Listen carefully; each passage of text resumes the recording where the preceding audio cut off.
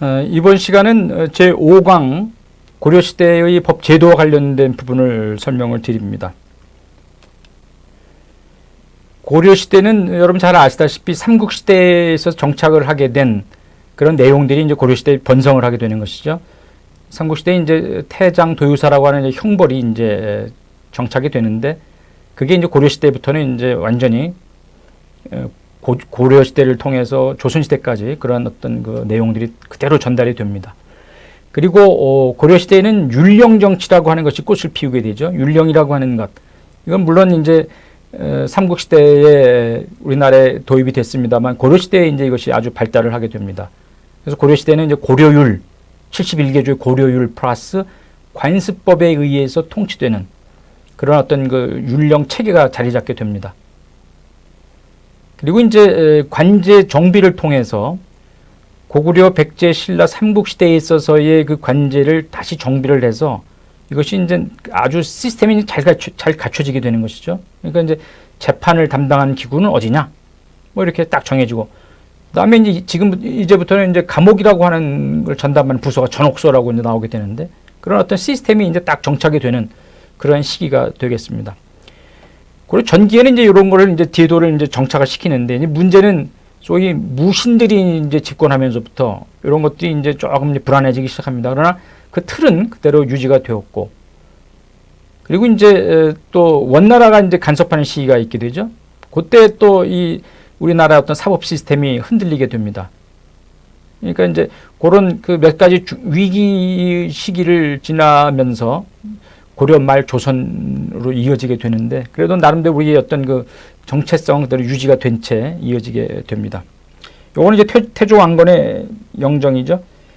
그 태조왕건은 그 훈요 10조라고 해서 10개의 이 내용을 후손들에게 전하기 위해서 유언으로 남깁니다.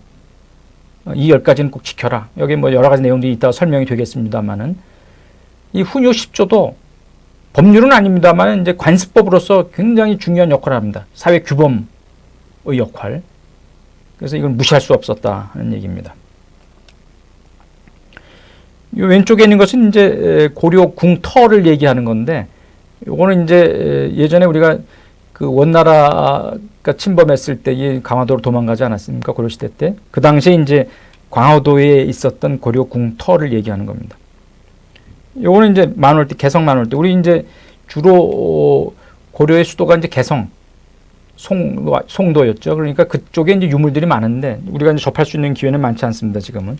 요게 이제 만월대에 고려 궁터가 있지 않았느냐. 요거는 이제 그 당시 존재했던 그 고려의 국경이 되겠습니다. 천리장성이라고 하는 걸 싸서 이렇게 해서 구별을 했죠. 오도 양계 이렇게 해서 이게 이제 고려 흔적이 되겠습니다. 영토였습니다. 요거는 이제 일본 오사카에 있는 도자기 미술관에 있는 그 베개입니다. 베개. 요런 베개가 있었고, 요거는 이제 우리가 정말 역사적으로 아주 우선 가치를 인정받고 있는 고려 청자입니다. 고려의 율령 체제가 이제 정비된 것은 이제 성종초라고 할 수 있습니다. 성종초. 신라 율령이 없는 것을 보충한 가울로 새로운 체제 확립을 이제 이루게 됩니다. 그러니까 율령 체제라고 하는 것이 이제 고려 시대에 이제 정착이 된다, 정립이 된다, 새롭게 하는 것을 알 수 있습니다. 고려율은 초기에 일시 시행되었으나 뒤에 송형통, 송령, 송의 칙을 기술함에 따라서 고려율의 개정이 이제 불가피해집니다. 그러나 고려 시대는 이제 고려율을 이제 개정을 하지 않고 왕법에 따라서 왕이 내리는 명령 이런 걸 얘기하는 거죠. 국왕이 제정하는 그런 내용을 얘기한 법률. 판, 제, 교, 지, 영, 조 이런 걸 통해서 이제 통치를 하게 됩니다. 다시 얘기하면 조선의 경우에 있어서는 기본적인 법전이 존재하지 않습니까? 경국대전, 속대전, 대전통편, 대전해통, 통일법전이 존재하는데, 고려에 있어서는 이런 그 기본적인 율전이 없었다는 거죠. 법전이 없었다. 왕법으로 통치했다. 여기 판, 제, 교, 지, 영, 조 이런 것은 임금이 교하기를, 임금이 뭔가 말씀하셔서 내리기를, 뭐 이런 내용입니다. 그러니까 임금이 내린 말을 통한 그게 법이 아니겠어요? 법. 그리고 고려율이라고 하는 그런 일부 내용, 이런 것과 합쳐져서 법률로서 기능했다.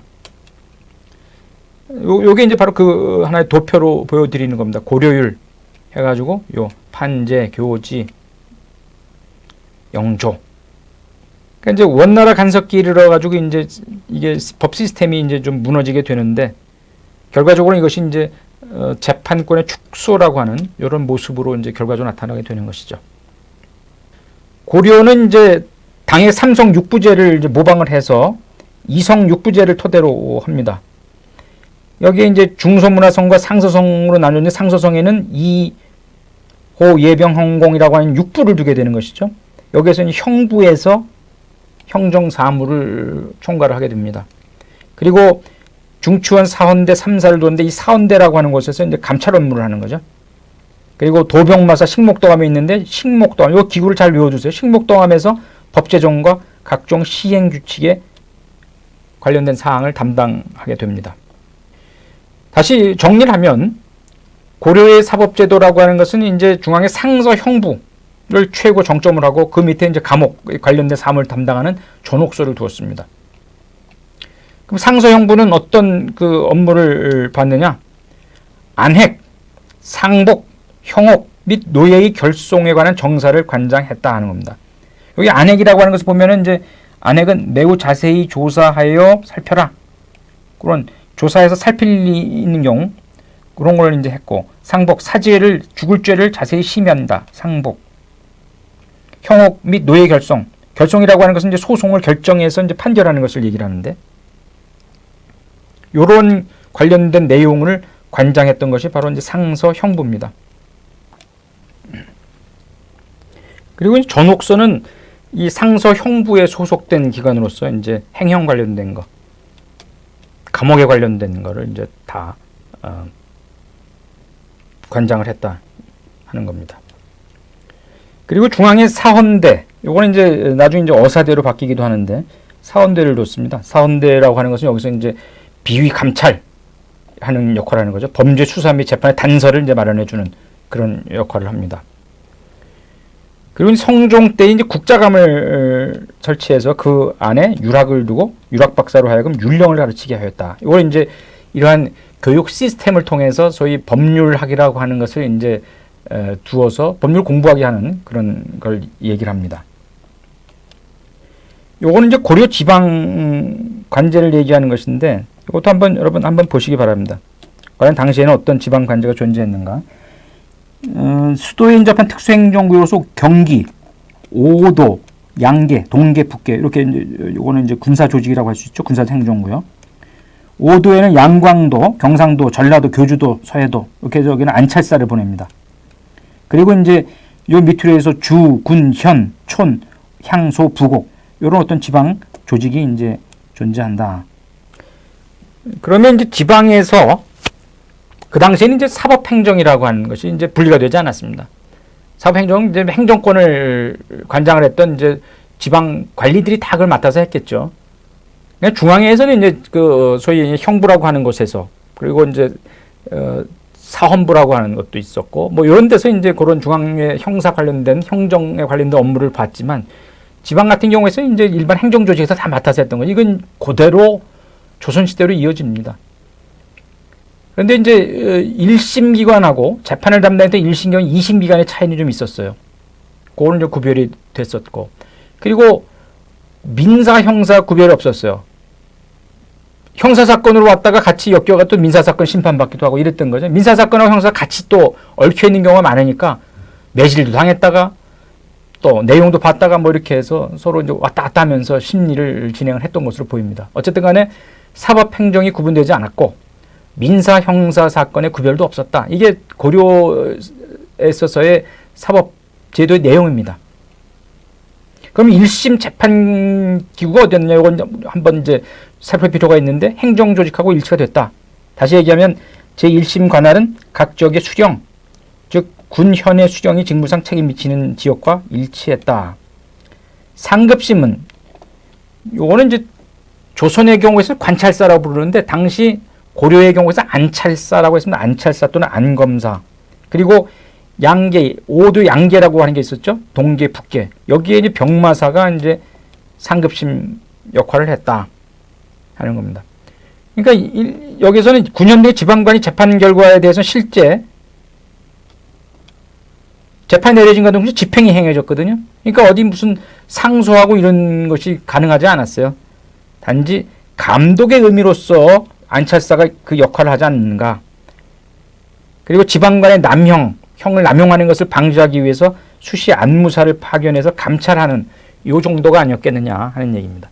다시 얘기하면 1심에서 재판이 내려지고 거기에 대해서 집행도 같이 행해졌기 때문에 여기 무슨 상소라고 하는 개념이 고려시대는 별로 의미가 없었던 것 같아요. 그리고 고려 초기의 법제는 고려율로 대표된다. 고려율. 중요합니다. 아까도 말씀드렸다시피 사법행위는 분리가 안 됐고 민사, 형사 구분도 명확하지 않았다 하지만 나름대로 일정한 원칙하에서 재판이 행해진 것 아니냐. 여기 보기에는 삼원 신수제라고 하는 게 있고 삼복제를 실시했다는 겁니다. 삼원 신수제. 과연 뭘까요? 삼원 신수제, 삼복제.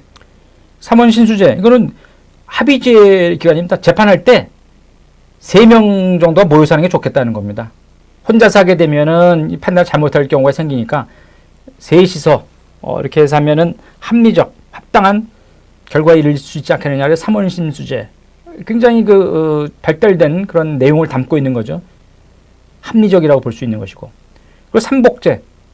최소한 3번 정도는 해야 3번 정도 판단을 내려야 이게 좀 정당한 정의로운 재판이 될 것이 아니냐. 이런 내용 같습니다. 그래서 요게 하나의 원칙으로서 기능합니다. 고려시대 재판하는 데 있어서.